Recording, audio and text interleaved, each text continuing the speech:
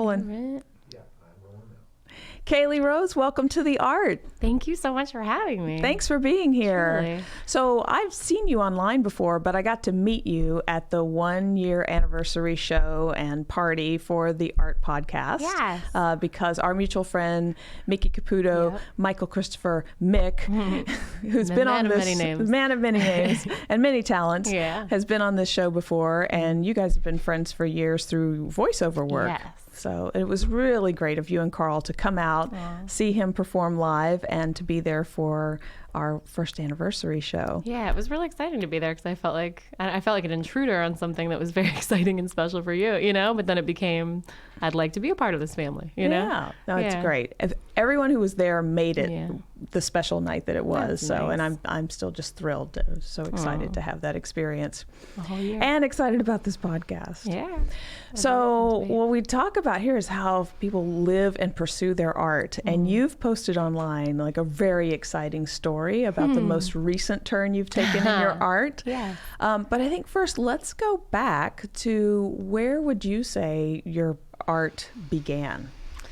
As soon as I could talk, yeah, I was always singing, and I was obsessed with the sound of music from like a very young age, and just anyone who would listen, I would sing for, and like stand on my little plastic table and croon the songs of the early 90s. And my family, encouraged it. And my mom from an early age put me in voice lessons because she could see that I was very interested in it. And she put me in piano as well, but that one didn't go as well because I never wanted to practice. Yeah. And now I recently picked that up again, and I wish I had stayed with it, but alas. Yeah, but always singing. Music was always my first love. Yeah. Did you learn to read music as a singer? Yeah, I can read sheet music and stuff, which isn't very useful anymore. And it's funny with like reteaching myself piano. I first started with sheet music and did pretty terribly. And then it took someone explaining to me chord structure without sheet music in front of me and how to build a song with just chords that really opened everything up and allowed me to write, so didn't need the sheet music to write. And I've heard like Will.i.am doesn't even read sheet music. Yeah, so that's how everyone works these days.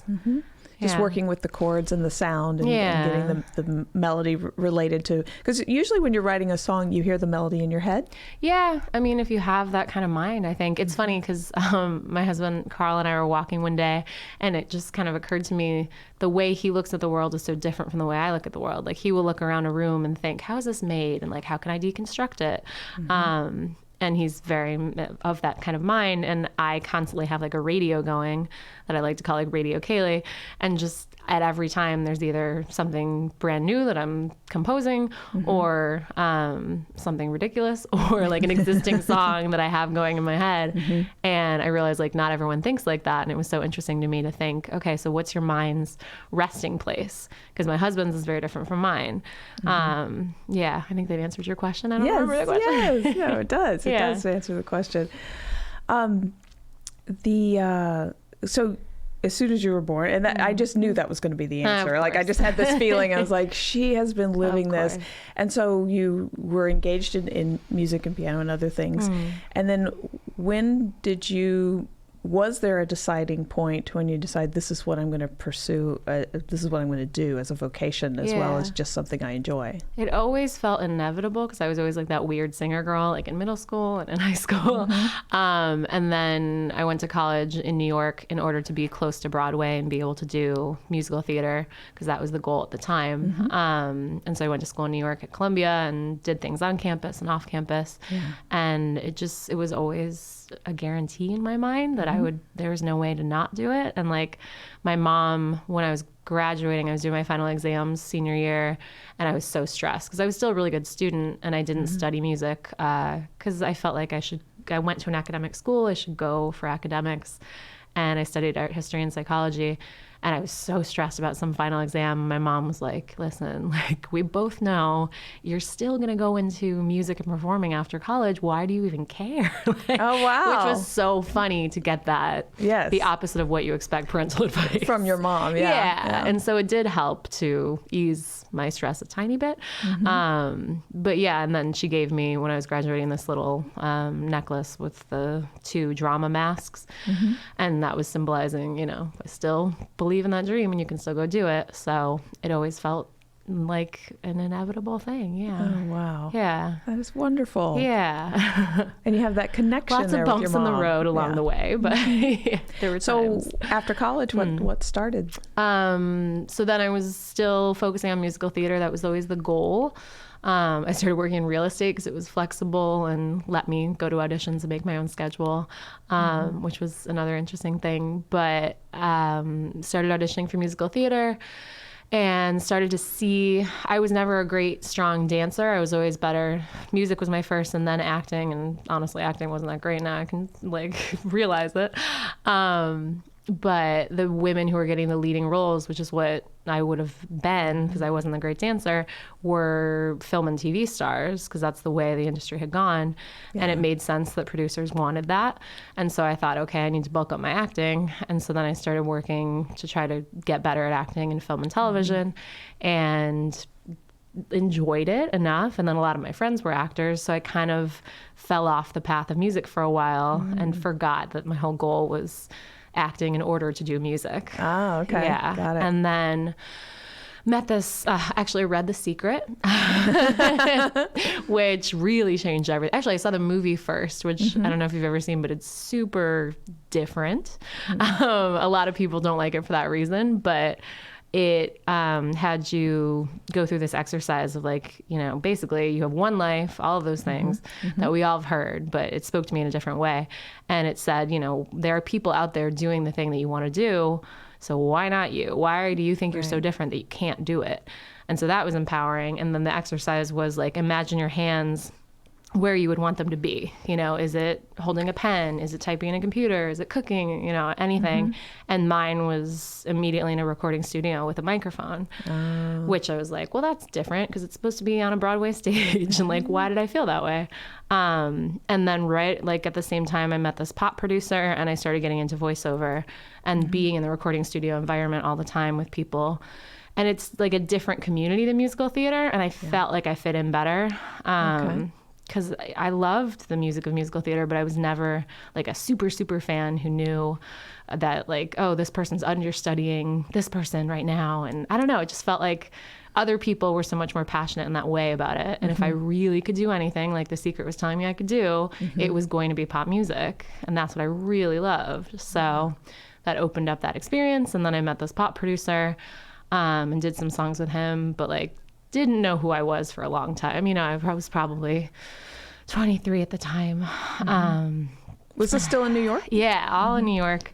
I was there for 8 years and then met the pop producer, put out some songs that I wasn't really in love with or proud of, which was okay. You don't know yourself until you know yourself, I guess. Yeah. And I'm still working on it.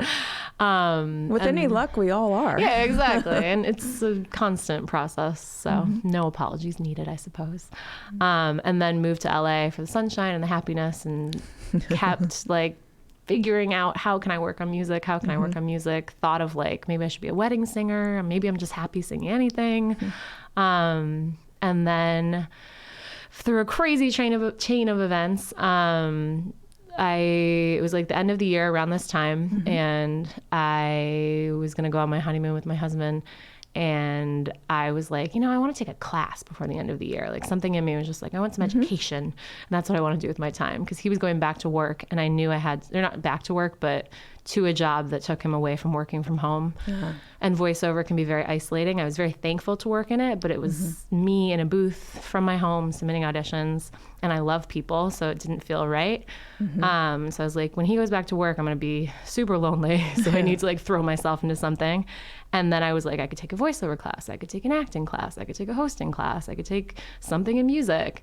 And then it was why don't I put my money where my mouth is and finally focus where my love really is instead of going by the wayside and constantly getting distracted, because it was hard because my friends were all actors. And so every time they said, hey, you got to go get new headshots. I think you need new headshots. I think you need this acting class. I'm a good student, so I would do it, you know, and I wanted to be great at everything I was tackling. So I finally did a class in songwriting and found the Songwriting School of LA. And that was when everything clicked, and all of a sudden I was on the right path, and it felt easy. Yes. Like acting always felt like I would look around and be like, why am I not like, I don't know, in a group of people that constantly makes films together? I have a lot of friends who are actors, and yet I'm not involved in that way. And then songwriting became, people are working with me so easily, and people wanted to because I was actually good at it, which is crazy to say, but it's easy to point to something else and be like, yeah, that was a mistake, you know? Yeah. But we need to make those mistakes. Right, and finding out. And as you said, you sounds like you were making some moves to go for what was practical, still artistic, and still maybe not practical for other people, but closer to you or available versus like really pursuing. Yeah. What were some of the musicals you did musical theater in? I did like an off-Broadway show at it's called the Milk Can Theater Company, and I was a girl falling in love in Brooklyn. And then there was another one called Booth by these people from somewhere out northwest. And they came in and did it at the it starts with an SK, something center downtown off Broadway. So that was cool. And like, I never made it to Broadway, but that's okay because I changed my path. But like musicals in college, I mean, I did cabaret and I got to play Sally Bowles, which was super cool. Oh, fun. Yeah, even though I'm not the best dancer, so I felt guilty about that. But but you were singing in these performances. Totally, and acting. And how did that feel when you were in musical theater? You were acting, but was there a difference in how you felt when you were speaking dialogue and acting versus when you got to belt out a song? Yeah, I never felt like I got to that level of like, wow, I really am having these moments as an actor consistently. Like I would, every once in a while, I would come home and when my husband was my boyfriend and be like, oh my God, I had this real moment where I was really feeling the things that the character was feeling. But it wasn't every single moment. So maybe I could have gotten there, but I had friends who were just amazing actors and they were consistent in that way. And it's never been my forte. So why, force it? Yeah. Which is what I was doing. This is what you were doing. Why do you think that was? I mean, I kind of was projecting what it was, but what do you think it was? I forgot that was to get me to music. And I had a friend who was a life coach who said something very helpful. It was hard at the time to hear, but she said, you have these 4 baskets: voiceover, acting, music, and hosting. And I was pretty good at hosting, pretty good at voiceover, not so great at acting, but good at music. But she kept saying, you're dividing your energy. And if you put all of that effort and focus, because you're really hardworking, into one lane, that will take off. And then maybe you can do the other things later. Yeah. But I refused to accept that because I was like, no, like Justin Timberlake can do it and this person can do it and everybody accepts it. Why, if I like these things, do I have to choose?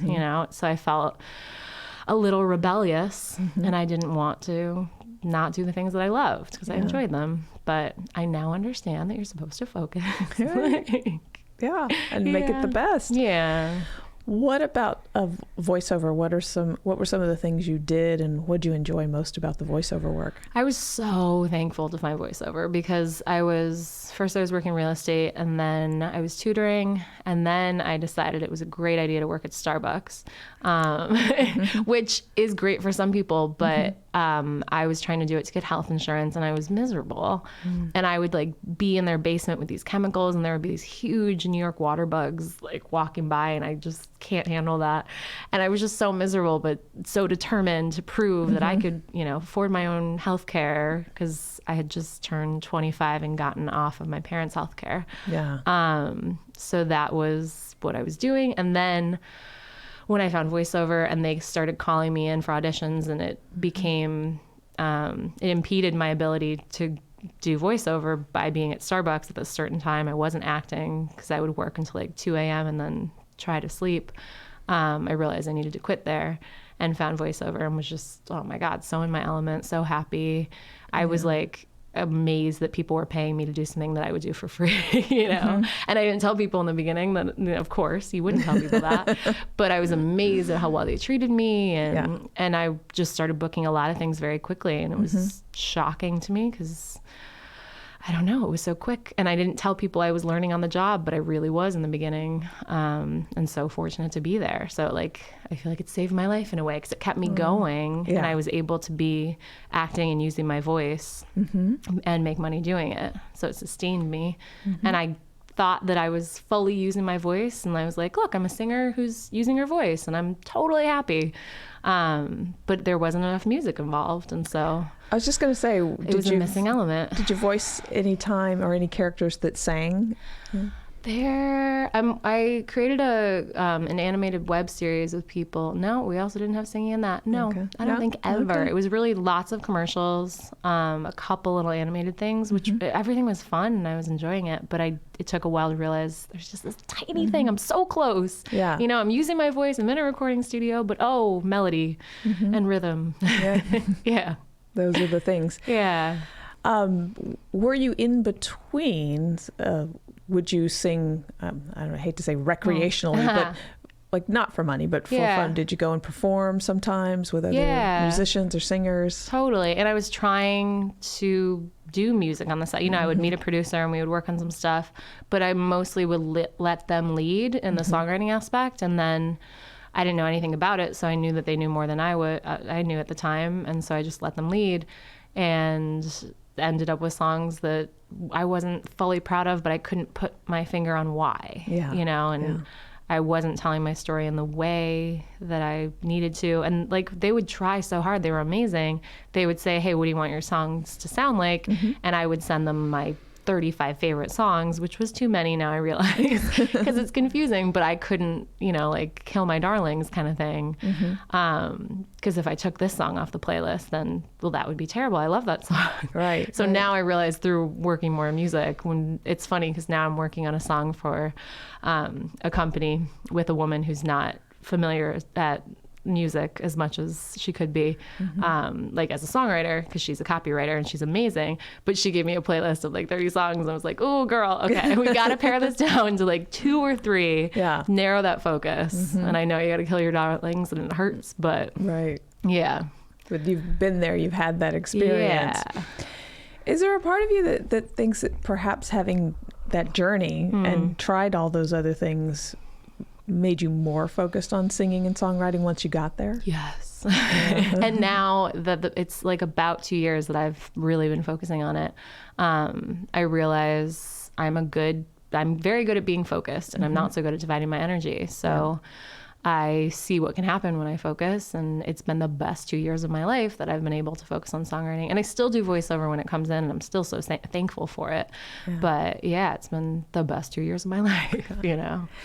So tell us that story that I know if anyone follows you, they've read this story of how you really did literally take the plunge, but go into that focus. And that fits in with the art so much that because the folks I like to talk to are those that, whether or not it's performing art, but I've been very fortunate to talk with a lot of performing artists, but it's those who pursue and do and focus on that one thing that they just really love to do.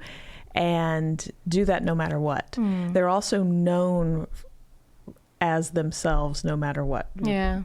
They walk into the room. You walk into the room, people know you're a performer, you're a singer, you're about music, you're about songwriting. Say that because I don't know what that's like. I'm like, I still don't know who I am. I mean, you think of also community activists, or there are those that they are truly who they are. They don't dress for anybody else. They don't walk or talk for anybody else. You know what you're going to get when you talk with them or when they show up, and they're true to that. And whatever journey it took to get there, that's what I really admire and am excited by. So tell us that taking a dive story. So the New Zealand story? Yes. Yeah, it's funny. I realized it recently, and that's why it became a part of my bio, because my husband and I went on our honeymoon. I had said that I was going to take a class once we got back, and I hadn't quite signed up before we went to New Zealand.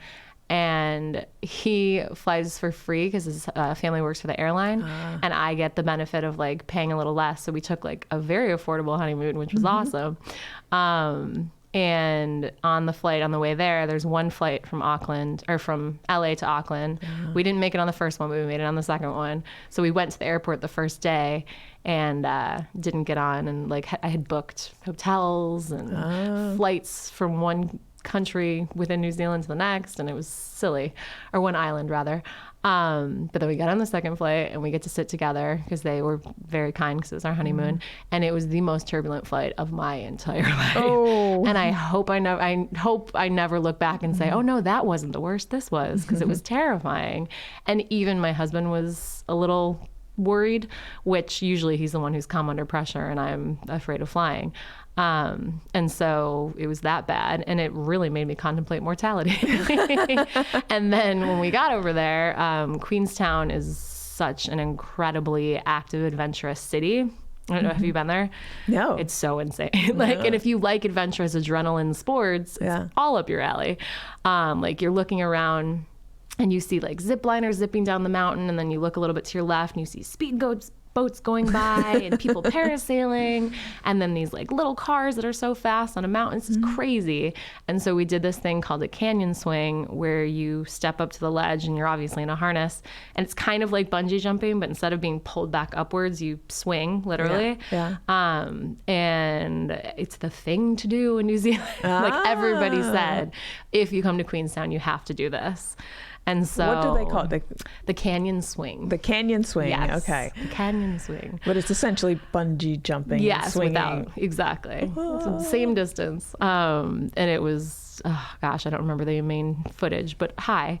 And I was like, all right, this is the thing to do in the place that you're supposed to do it. So I have to do it, and we did it. And it was terrifying, but like, it was a choice. I had to look at the ledge and jump off, and they couldn't push me because I kind of have back problems. And so legally they couldn't give me a push. So I had to make the jump. And so a lot of contemplating of mortality after that. Yeah. And like we did the speed boats where you're looking at the water and there's a rock jutting out of the water, and yet they still go over the rock, and it needs like 3 inches of water to power the boat. So it looks like you're going to crash into a rock, and they'll go over them. So just so many terrifying things. Yes. And a lot of trust. Yeah. A lot of trust. And I kept saying like, okay, these companies do this multiple times a day. They wouldn't be doing it. They wouldn't be insured if people were dying. And yet that only gets you so far in your worry and contemplation of mortality. So I got back and jumped into the songwriting class. Just thinking about it, I haven't even seen video of it. Just hearing you talk about it, like, my muscles are twitching. And they pull you back up, and they offer you a half price rate if you want to do it again. And am I allowed to swear or no? I don't know. You can swear. I was like, fuck no.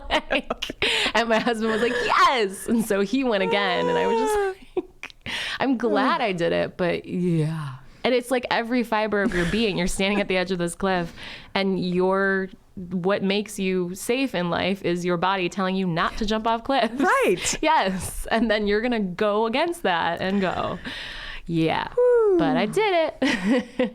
And I feel like the guys who work there are so funny, and they're so like New Zealand, amazing, adventurous, boisterous people. Yeah. And their whole job is to mess with you, which made it even worse. Yeah. But they do this like multiple times a day, just recreationally, and they must be rewiring their brains to make them unsafe, because that's just not natural. No. So that happened. But I like the way you put that, rewiring the brain around that. And so it rewired my brain a little bit, and then I guess I lived life a little differently. Yes. Yeah. Wow. And so came back and started songwriting class, and it just felt like I was finally in the right place at the right time with the right people and on the right path. Yeah. Nice. Thank goodness. Yes. So you signed up, you took the class. Yeah. And I know I got to see you perform live at the Hotel Cafe. So much. It was so kind. Yeah. Oh, it was great. It's fun. You. I love to go see live music. Yeah. Comedy, podcasts, music, I'm there. Yeah. If I can get there, that's what I spend my time going and seeing. I could tell in the room, because it was you and a few other people performing, but I even met one of your classmates, I think, from songwriting, or someone you knew through songwriting, who's in 23rd Hour. Oh, yes. Yeah, Sherry. Yeah. And the other performers were kind of calling out to people who were in the audience, and someone even pointed out how much support they felt in the room. Yeah. So it does feel like this community of, you had other singers and songwriters in the audience, as well as just those of us who love to go and hear music. Totally. Yeah. It's really, I feel like I found my people, and they're really supportive. I guess, the alternative would be we're all super competitive and out there to get each other and nobody supports each other. But it's been, I don't know, I found my community and it's so wonderful. And that's why like the head of this songwriting school, his name is Rob Seals. And I just, as soon as I met him, he's like the greatest educator and just the best person all around. And so I feel like he attracts good people to the school. And then I met the best people to collaborate with and friends through the school. So it was just finally at the right place at the right time kind of thing. Yeah. How far into the class did you really feel it? I would just come home and just be so happy all the time. You know, it was like a 2-week intensive course. So it was a lot. And then we had homework in between, which, I mean, we're all adults. It's optional. No one was going to slap my wrist if I didn't do it, but I wanted to. And it was like the bug hit me kind of thing. And, I mean, the first couple songs I wrote were not the best, you know, like you gotta exercise that muscle enough. But then I started writing with 2 guys from the class and we all were just so happy to be doing it and it was so fun. And then things started happening and I got accepted to a scholarship actually to the songwriting retreat in Ojai and met new collaborators there. And it was just this, you know, snowball coming down a mountain. Avalanche of goodness. Avalanche of goodness. That's the good kind of avalanche to have. Was there, do you remember the first song that you wrote? Because I guess for me, when you first talked about that, I'm like, I guess people do set out to be a singer-songwriter. I tend to think, and you get this impression from artists, that lyrics to songs come to you out of the blue, that it's some evocative emotion related thing, or, you know, it's like poetry. It's totally inspired. Totally. But it sounds like what you can do, you're not contriving anything, but that you can put yourself in a space and use your creative talents to create poetry and song lyrics and music to accompany it the same way a painter sits down to paint or anyone sits down to create something. Totally. And I had not thought about it that way before. And it's actually since knowing you, I got to thinking about, I'm like, there's a school for singing and songwriting. And like, you wouldn't think twice about taking a painting class or a pottery class or a broadcasting class or anything like that. It's true. Well, I definitely, like, I think I was always a songwriter and I didn't realize it. You know, like I wrote a song when I was 10, but I always thought, oh no, other people have been studying that since they were 8. I've been studying music through the voice, singing since I was 8. I should just deflect to them. They're going to do that better than I'm ever going to do that. And so, like I said, like the radio Caley was always playing and things would happen or I would write something down. And my grandmother's the same way. I know she has it in her. But I wouldn't really follow it, or I would. But then, and I, you know, wrote a couple songs and released them before the songwriting school, but that just gave me the tools to be better, direction. You know, there doesn't have to be structure. You can do free form, new age, you know, 10-minute songs all day, but it feels, for lack of a better term, a little masturbatory. You know, pop songs are 3-ish minutes because that's people's attention span. And it's gotten shorter and shorter these days. And now intros have gone by the wayside, you know, and like songs just start right with the hook or right with the verse and there's no musical intro. So it, you know, it teaches you trends. It teaches you what to look for. There is some training involved, you know, and to write something that other people are interested in is a whole different ball game, because you can say, oh, this is about my feelings, and that's where I say like masturbatory. But if it's just about your feelings and no one else cares, it's art, you know. But ideally, like, we want to reach people, we want to connect with people through art, and we want to help people through art. And so that was what I realized was my goal as a songwriter. I want people to feel like they're not alone, and I hate the idea of people being upset and alone. And, you know, I've hated being lonely in my life, so I don't want anyone to feel that way. So if you're going to write a song to connect with other people, that takes a little bit more training in some cases, but not, you know, some people are just natural geniuses. But, and also like how you said, oh, a painter sits down to write. So there will be those moments of, ooh, this song just came into my head out of nowhere, and it's like a full song and it's ready to go. or it's sitting down at the piano, sitting down with a notebook, and inviting the muse or whatever you think inspires you to create to come in. And so I think like, yeah, a lot of times you think, oh no, I'll create once it strikes. But I think you can invite it to strike if you're in that mindset. Yes. And it's not always going to be great. Right. But at least you're creating. Right. It's different things. Sorry, I'm always so long-winded with these answers. No. That's that's how we get to what it's really about for you and what your experience of it is. I'm and you're passionate about it. Lighting up as you're talking about it. I know you have a song called "Light It Up." It's about something else. It's true. But that really is fitting for you. I can see it. So you took the 2-week intensive course, and is that where you learned the chord structure? No, actually. Well, he might have. So it's funny because when I had a talk with Rob Seals, the head of the school, on the phone, there's like an intro course that everyone has to take in order to take other classes there, or most classes there. I might be wrong about that, but it's called The Roots. And it's funny looking back because I was like, oh, I've written songs before, so I don't know if I need this. Yeah. And like, okay, punk Caley from 2 years ago. Then he said, oh, well, we've had some Grammy Award winners through the class and they've gotten stuff out of it. So I tend to cater the class to where everyone is and give them what they need. And that was absolutely true. And so did the class. What was your question? My gosh. Why did I start saying that? Is that where you learned the chord structure? Oh, so yeah. I mean, if we had asked him a question about that, he would have introduced us to it. And I did probably have some stuff through that. And then, but I don't know. My real click moment was a friend of mine and I were writing. And I said, a song can be in a key, like the key of C. Yeah. How is there an A minor chord in a song that's in the key of C? Never made sense to me because I sang what was written. I sang what people told me to, and I didn't understand that component of it. And he kind of sat me down and showed me things. And his name is Kyle, and he's awesome, Kyle Cade. And he showed me that, and that just opened up my mind. And then I started to understand things. And then I started taking piano lessons again, and it just opened everything up. Oh, wow. Yeah. Did you take a different type of piano lesson after having that insight?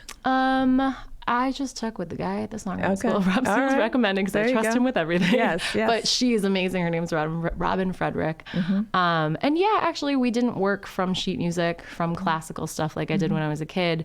It was more, I would bring a song in that I was writing, and she would help me figure out where to go. And then we'd take theory from that. So like I'd bring in a problem that I was looking to tackle, and then she would adapt the lesson for me, which was really helpful because it's what I wanted. I wanted to improve the songs that I was writing. When I saw you perform live, you shared, you're like, a year ago I wasn't even playing the piano. And I was blown away because you had the electric keyboard and you were playing along with your songs, and you didn't have any music. I don't think there was any sheets in front of you. And I was like, wow. That's very nice. And I took piano lessons as a kid, and I was in the marching band in high school. And I didn't realize that I had forgotten. I can still sit down and play a few things, and I can read it and I can figure it out, but it takes time once you haven't done that in a few years. Totally. And when you said that, I was like, she must have gotten some accelerated course. There's like a code crack there because you were playing like someone who plays by ear. Kind. I wish. And I think a lot of folks don't realize that it does take quite a bit of time to get the lyrics, the tune, and then to actually play it on an instrument and sing and play at the same time. All of those things working together, it sounds and feels so easy and seamless when someone's performing it. But. That's very kind because I don't think I feel seamless. I appreciate it. Absolutely. And I'm trying to get even better as a pianist every day. But I've also kind of gotten to a point where I'm like, oh, okay, I can perform live. I don't really want to study it anymore.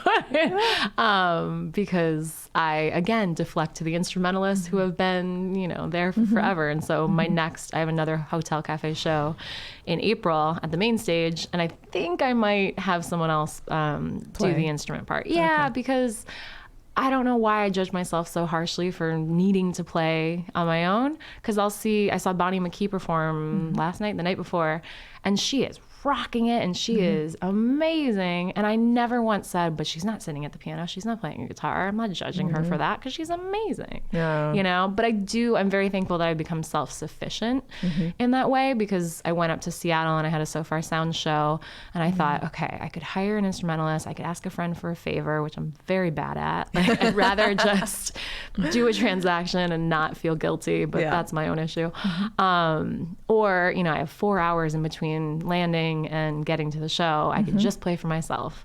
And so I did. And so it's really helpful to be self-sufficient in that way. It's opened things up for me.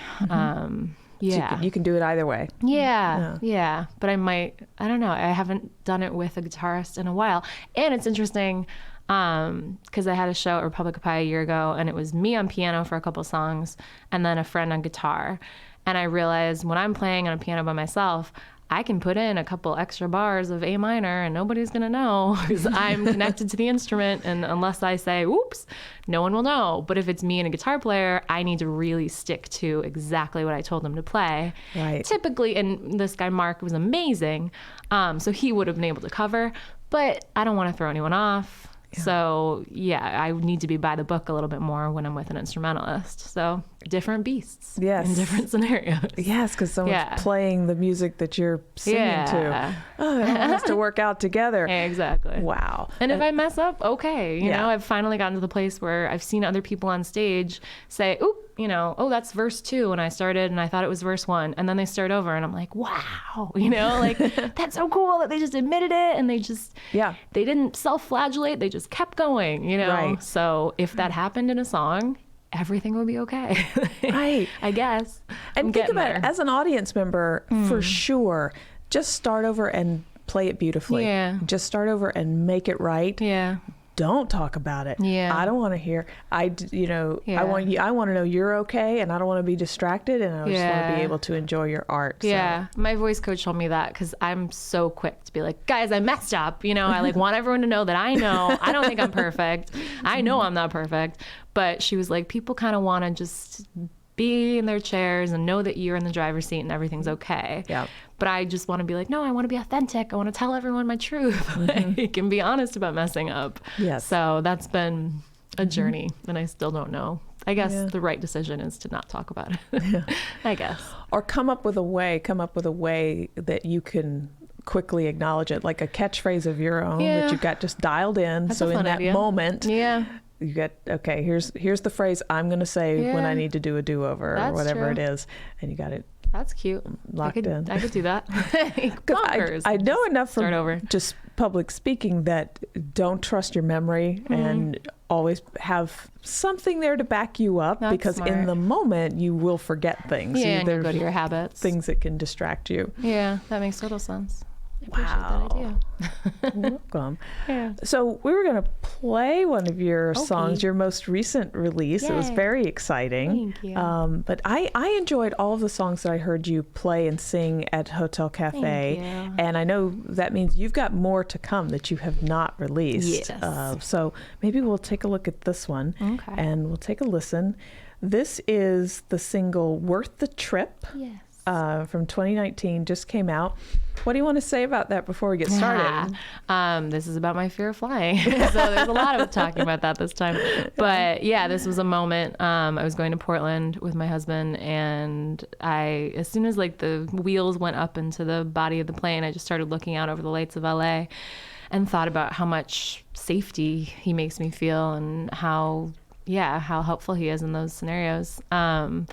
And so then it just kind of felt like a download from sometimes it comes easy. It felt like a download from the universe. Wow. And whole melodies and whole lyrics came to me. And then what is the bridge now used to be the chorus. So I reworked that.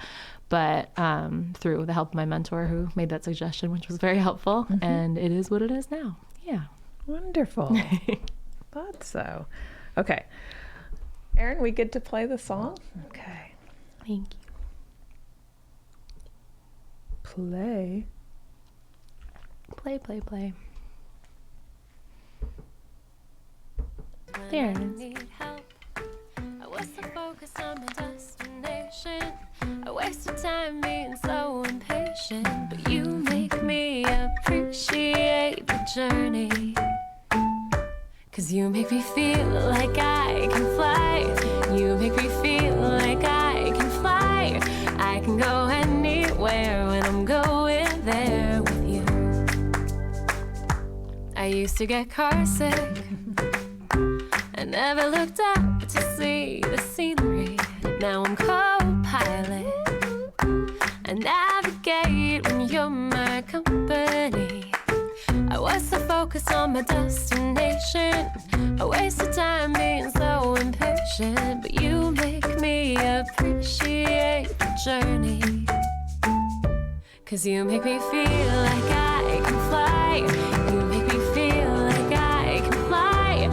I can go anywhere when I'm going there with you. You make me feel like I can fly. You make me feel like I can fly. I can go anywhere and I'm going there as long as I'm with you. I don't care which way we're going, as long as I'm right next to you. I need you, though I don't show it. I feel safe when I'm with you.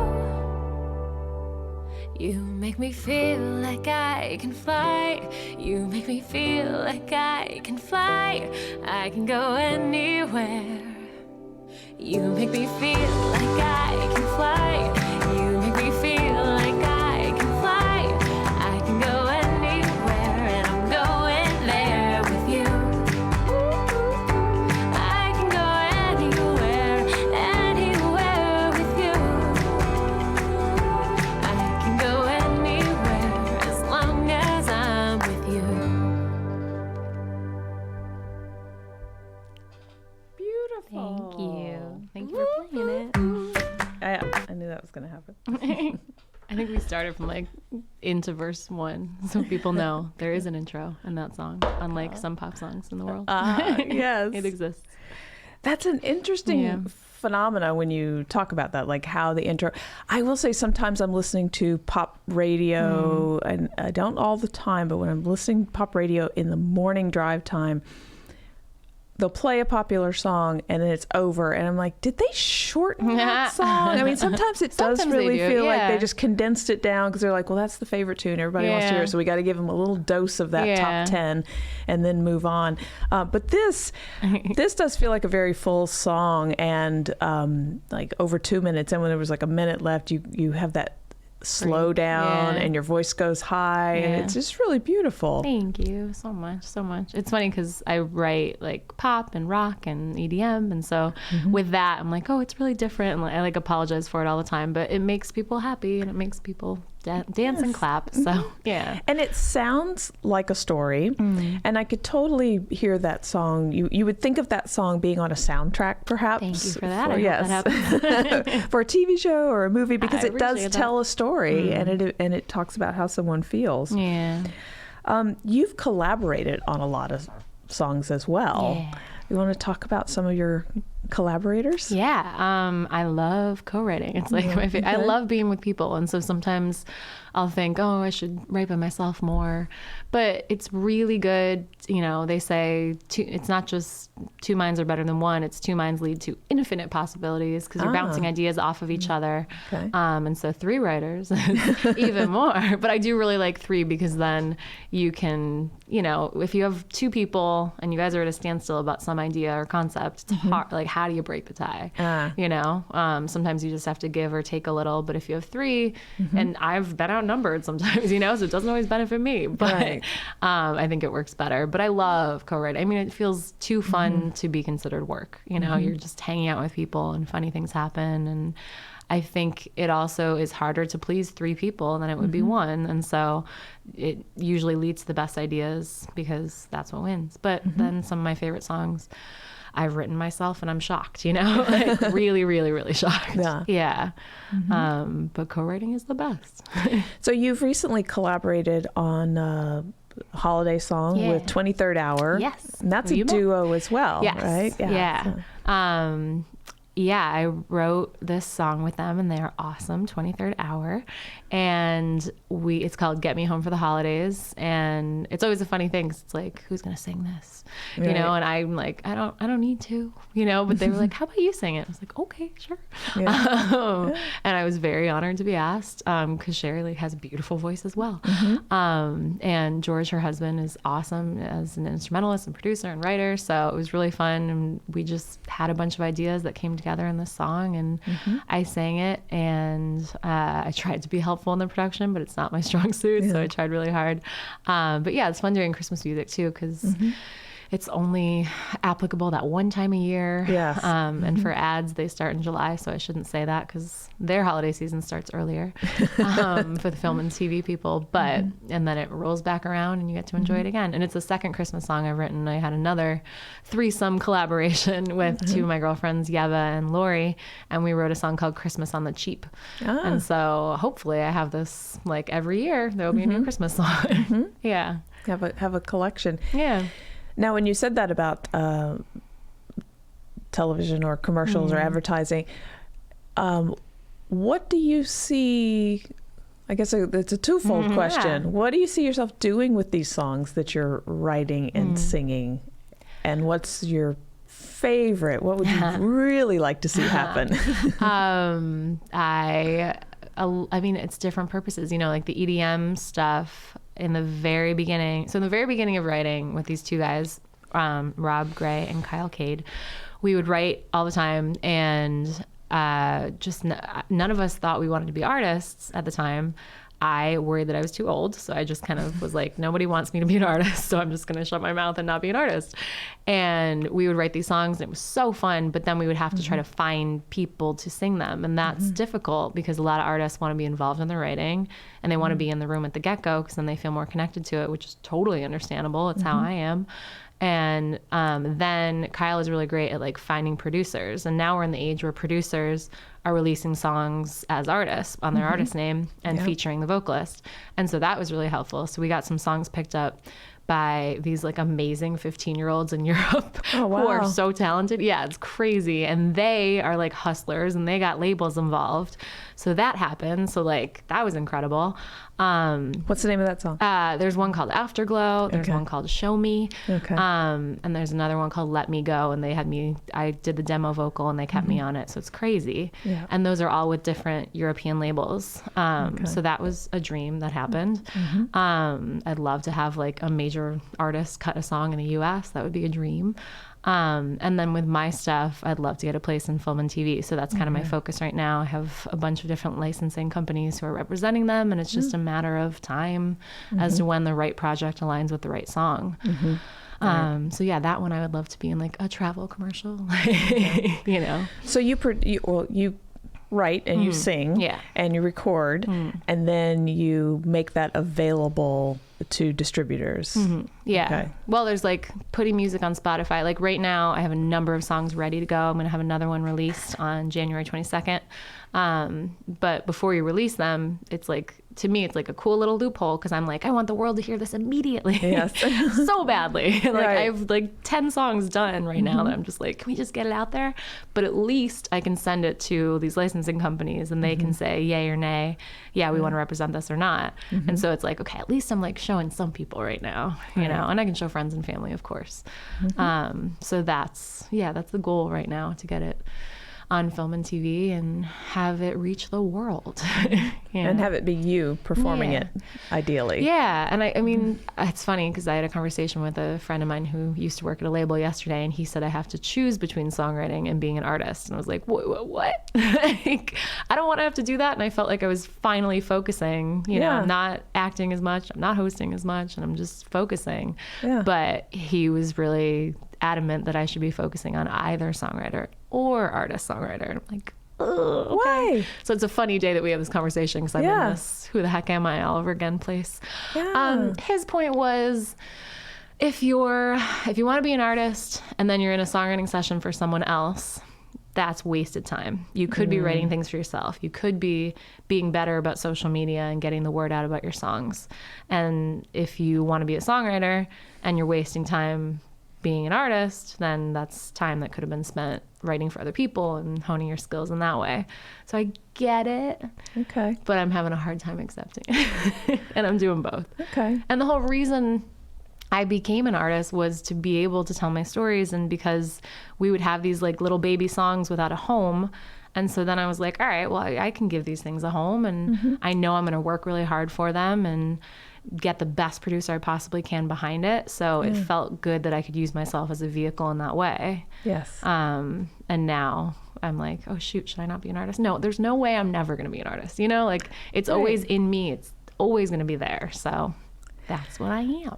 And that's the performing piece. That's you want to be able to perform your songs. And because how does that feel? I love it. Yeah, I was going to say, how does it feel when you're up there on the mic Feels and really you're great. in front of a crowd of people? Yeah. Well, I'm constantly terrified at the same time, you know, and you wonder if you're so fearful, does that mean you don't love it? You know, because you let those fear voices talk really loudly sometimes and ruin the experience for you. But when you push past that and have these amazing moments, there's nothing like it in the world. Yeah. And you were at my hotel cover show and you saw like how much I love sing-alongs. Yes, yes. And I used to have that song that we just played, Worth the Trip, I would have everyone sing along on. But there's like a shorter chorus version and then the longer chorus version at the end. And most people feel more comfortable hearing the chorus a couple times and singing at the end. So it's like a little complicated teaching it and then doing it two different ways and then doing the one that I taught them at the end. Yeah. So now I have a much easier chorus that I sing or I have people sing along to. And it's a song of mine called Something New, which will come out in either March or April. I haven't decided yet. Okay. But yeah, making it a sing-along is so fun. And you saw I have to tell people like, all right, I know you're not going to like this, but I'm going to ask you to sing along with me because I get it. Like it's so, wait, I'm here, I'm sitting passive in my seat. I don't want to be expected to sing. Who the heck are you to tell me to sing? But if you push past that moment, it is such a cool experience to look around at a room of strangers and be like, we're all singing the same thing. I'm going to say... Was it uncomfortable for you? No, I'm going to say half the people there want a reason to sing, That's want nice. to be invited to sing. Okay. I feel like I always want to sing along, and it's usually like, shut your stop singing along. So that's good. I like that helps me. dialogue. Like it's harder for me to be passive and to really remember good. like there are plenty of, most performances you go to, like you just need to sit and take it in. And keep your mouth shut and be that's quiet true. and be respectful. But I love the opportunity to dialogue and interact. And that's what everybody's doing on social media now. That's why everything takes off, because it's the audience engagement piece. But it truly is, because we all want our little piece of it. We want so I think inviting people to sing along, I'll take that as perspective. an invitation. If you love to sing along, you're part of this too. I like that. Because that's the whole, that, if anything's the message right now, is you're part of it. Yeah, that's very true. Awesome. So I also heard a song, and you have been on Instagram with the t-shirts. In fact, I just got one. You've got this cool song and the t-shirts that say "Stop Chasing Boys." Yes. And there's even skulls in the design of it. And in my mind, I immediately I don't even know, I'd have to look. Like I turned that into Skull and Crossbones. Yeah, totally. Yeah, okay. So I was immediately like, that's poison. That's bad for you. That's going to make you die. That was the message, yes. That was exactly the message. Yeah. Yeah, so I wrote this song, co-wrote it with my friend Tom Pino, and it's called Chasing Boys. Wait, is it called Stop Chasing Boys? I can't think right now. It's called Chasing Boys. But maybe we should change it, because the t-shirt says Stop Chasing Boys, and there's still time. But you go full circle in the song. You talk about chasing boys and stopping chasing boys in the song. All of a sudden, in my mind right now, because I'm pregnant, and if anyone sees this video, they will see. Yes. But I have these gaps in my memory, and it's terrifying. So right now, I'm like, it's bandwidth. Your body is called busy. Chasing Boys. Your body's busy. Yeah. You've got a full-time job. It's alarming, though. Making a human being. Yes. But like just these black holes in your mind. It's terrifying. Okay, I think it's called Chasing Boys. But the hook is Stop Chasing Boys. And so I had these t-shirts made. My husband is a user experience designer, and he's really good at graphic design. So he did a little skull and crossbones and the O's. And I love skulls. So I was like, yes, that's the design. That's it. And so it says Stop Chasing Boys, because for a long time I chased boys instead of loving myself. And I put other people's needs in front of my own in that respect. Not that there's anything wrong with being a good person to other people, but Of course. at your expense, it's not a healthy thing to do. Right. And I didn't know myself. And so I thought, like, if a guy liked me, then that meant everything was good, you know, and I was good and I must like me. And so I was very misdirected. Yeah. And so that is the message of the shirts. Yeah. So thank you. It meant a lot that you wanted, really meant a lot that you wanted it. Oh, yeah. Yeah. I thought it was cool. Thank you. And yeah, it's It resonates with you? well, it resonates, but and boys can mean a lot of things. Yeah. I mean, True. I'm down with that message. Totally. Stop chasing boys. Like maybe start chasing men or don't chase anything. Yeah.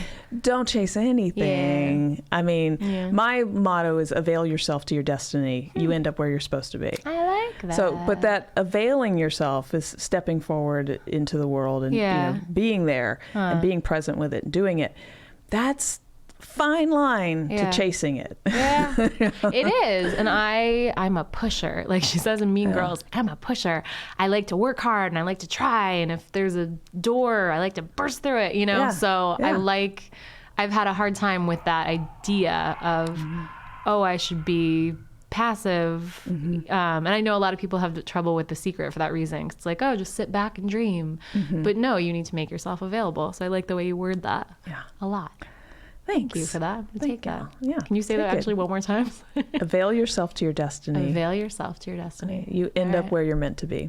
That's like a good tattoo or a good shirt. Yeah. You know? Yeah. Not about the needles, but Yeah. like pass right through that phase. Yeah. I have it as a tagline on my personal email Nice. account. Oh, okay. It shows up, and Yeah.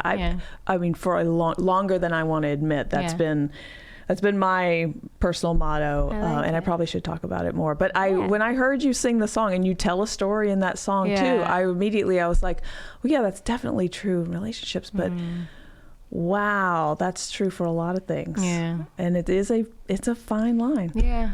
It's those Nice. fine lines that Oh make my things gosh. difficult sometimes. So, who else is with us during this interview? So I am pregnant. I'm a month and a half away. Thank you for being here. Yeah, thank you for having me. I know, I guess, like, maybe I shouldn't leave my house. I don't know. I've never done this before. The doctor would tell you. Yeah, but it is living in LA thinking, oh my God, if I was in the Valley and I went into labor, and it was 5 o'clock. So I've had a game plan in my mind. And I told my husband, you're just going to drive on the shoulder and you're going to have the hazards on. It's all going to work out, and I would not like to plan for her to come early and be a preemie. So I want to live my life with Yeah. that kind of, 911. yeah. 911. I guess that would be the thing. Though that I- they're allowed to drive on the Yeah. shoulder and do whatever they need to do. Yeah. And if you're truly Yeah. Okay. Yeah, I guess I couldn't drive, so he would be driving. So yeah, if it happened today on the way home, 911. yes. Thank you for that. Okay. Yes. Yeah. Because I was like, is that enough of an emergency? I guess so. Yeah. Don't ask me. I'm like, don't take chances. Leave it to the Yeah. professionals. That's true. That's very true. There was a commercial. I don't know why I'm talking about this, but it was a beautiful commercial that's running, and I don't know what the product is, but it was like, don't be your own ambulance. Don't be your ambulance for your family. Like, Yeah. have health insurance. I think it was for Covered California. And I was Oh, like, that's gosh. so true. Yes. Yeah. It's a really Oh. good message. Jeez Louise. Yeah. Yeah. There's We could get into that. but we yeah. won't. Like there's no reason not to Yeah. be able to do that because Yeah. anything just gets worse and just cost everybody more Yeah. in the long run if you don't take care of it. Yeah. So, all right. Yeah. Yeah. Yeah. That We could be a won't whole get other into episode. What else do you have coming up? What else would you like to share? January 22nd, I'm going to drop my next single. It's January 2nd. 22nd. 22nd. 22nd, which is supposed to be a week before I give birth. So hopefully I will be able to be out there promoting it and doing things for it. But it's called Show You I Love You. And it's very different from this happy clappy one. Okay. Yeah. So I'm going to try to walk people on a journey because I have some way darker songs that are more like this artist Ruel that I really like. So we're going to go happy clappy, emotional, happy clappy, and then slowly get into the more dark stuff. Because I don't know, I was worried that since I did the happy clappy song, I'd always have to do that, and I like so many different things. Right. I like that, and I like the really dark Ruel kind of stuff. So I'm gonna try to make it work and be one artist and hopefully it's my voice on everything so people will understand it.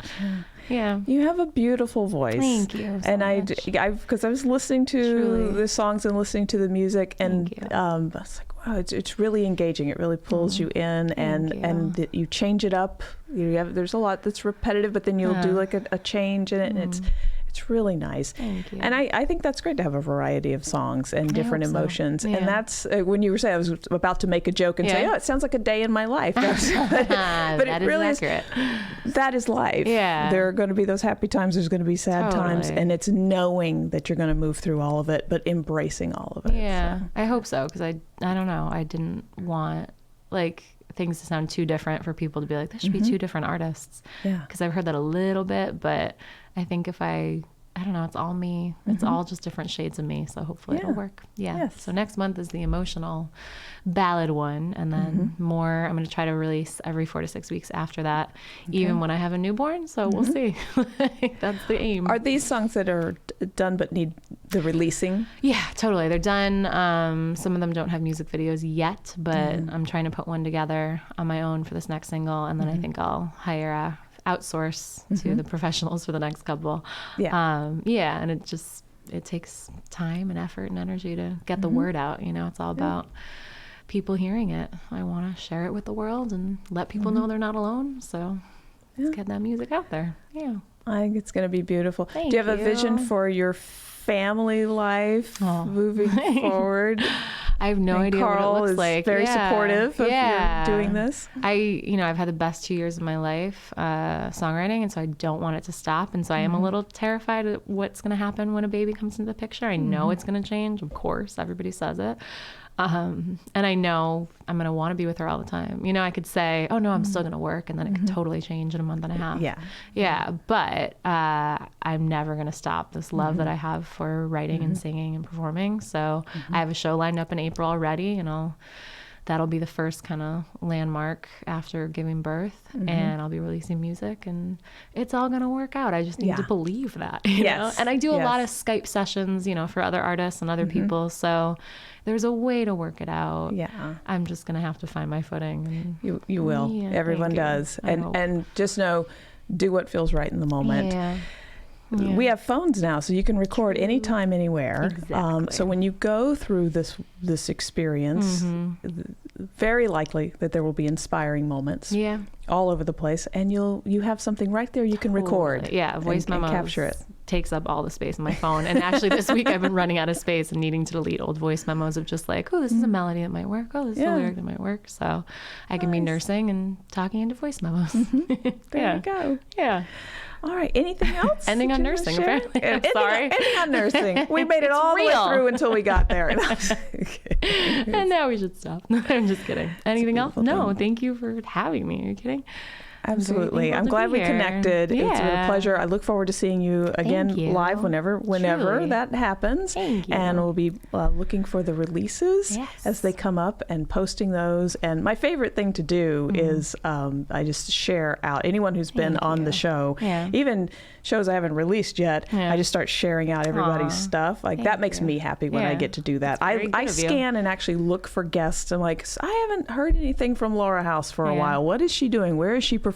I will go look for it so I can share it. My husband and I were talking about how great you are today. I think you should know, because he was like, she was so wonderful and she came to your show. I was like, I know, and I get to talk to her today. I enjoyed Truly, it. thank you. Thanks. And that's me doing this is what I really want to do, and I could easily talk myself out of it. Yeah. I could very easily say, who cares? Yeah, But, absolutely. I care and I enjoy It's doing hard, it. especially in the city, to leave your house. You know? Yes, for sure. Oh, and I should say on social media, in case anyone's listening, Caley Rose, as in the flower, on all Spotify, Apple Music, Instagram, Caley Rose, as in the flower.